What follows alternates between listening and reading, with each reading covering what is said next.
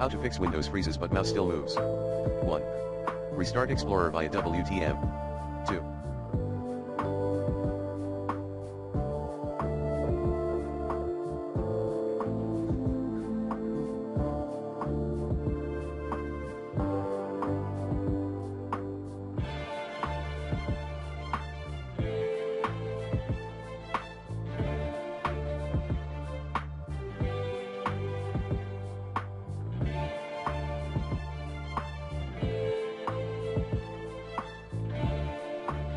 Update display drivers using the recommended Avast driver updater in this video guide. 3. Uninstall then reinstall mouse driver. 4. Update BIOS. 5.